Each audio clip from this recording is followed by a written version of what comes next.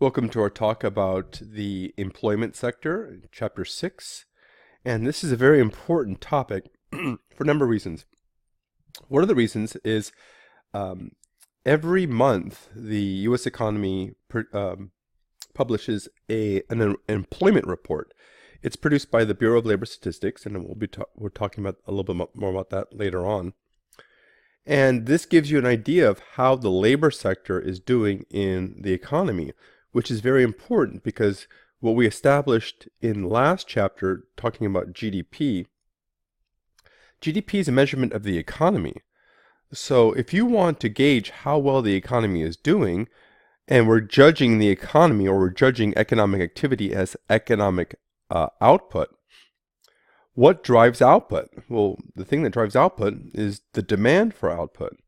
And what drives the demand for output? Income. And how do we derive our income? From employment, right? And this is why employment is such an important measurement, is because it gives you an idea of how we're doing in terms of economic activity. Now, if we're going to talk about employment, we've got to first get some basic understanding of some of the core statistics around employment. One of them is the labor force. Now, labor force, that includes all persons over the age of 16 who are either working for pay or actively seeking paid employment. Now, the key word here is actively. It's not enough to say that you're looking for work. You have to be actually looking for work to be part of the labor force. In other words, if you just give lip service to looking for work, oh, I'm looking for work, but you're really sitting on the couch, you're not part of the labor force. So we only count you as part of the labor force if you have a job or you're looking for a job. Now, people who are not employed are not actively seeking work are not considered to be part of the labor force. Now, what we could do is we could take the labor force and then we could divide that by the working age population to get the participation rate. So the participation rate is what portion of the working age population is employed or is participating in the labor force. And what's key here is working age population, right? So let me give you an example. Let's look at 2016 as an example. Well, the total population for the United States was 223 million people, but we don't use that. Remember, I told you it's going to be the labor force divided by the population.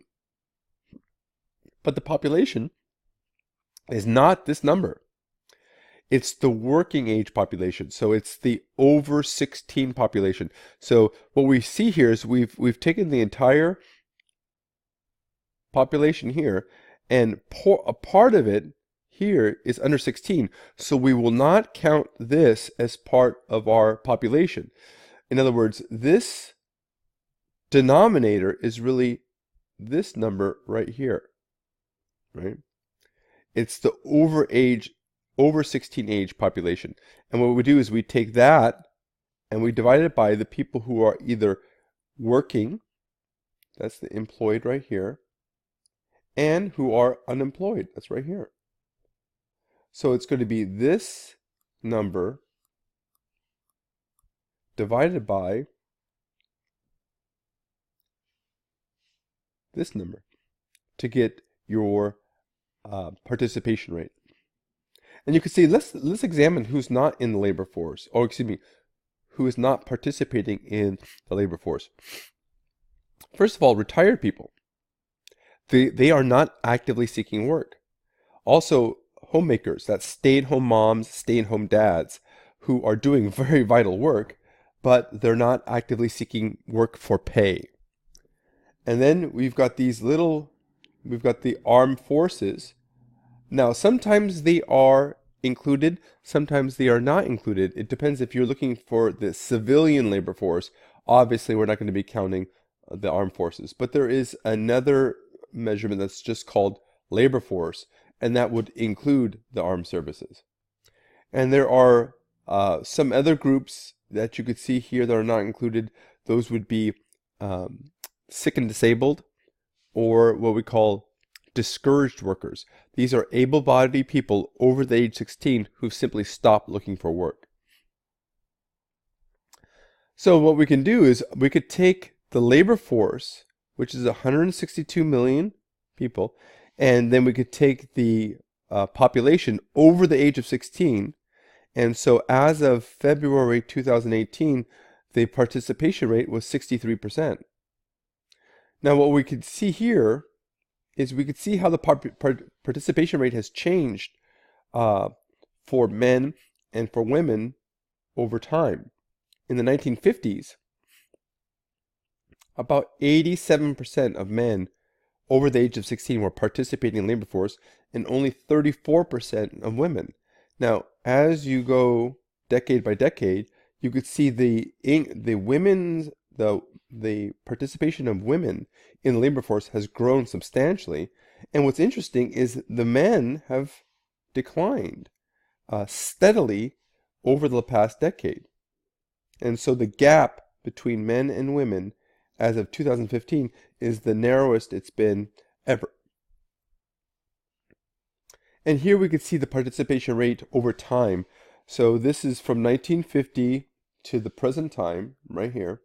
And you could see that roughly around 1950 or early 1960s, you could see it starts to increase. And that's mainly due to women joining the labor force. That's what's driving the increase in the participation rate. Then around 1990, it levels off, right? And then this, by the way, these gray areas that you see here, these are what we call recessions. That's when the economy is contracting. So the last one we had, this started in December 2007, and it ended in June 2009. So we were in recession for 18 months. And you could see that it was difficult to find work, so that was one of the reasons why people stopped looking for work. The other reason is the baby boom generation. So the baby boom generation was born between 1946 to 1962, I believe, right? Now think about this. 1946, right at 2010, the people born in 1946 were roughly 65 years old,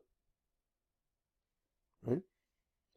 Which means this large generation, this large demographic group, is starting to retire, which means they're leaving the labor force. And that's another reason why the labor force has been dropping consistently, but lately it has stabilized.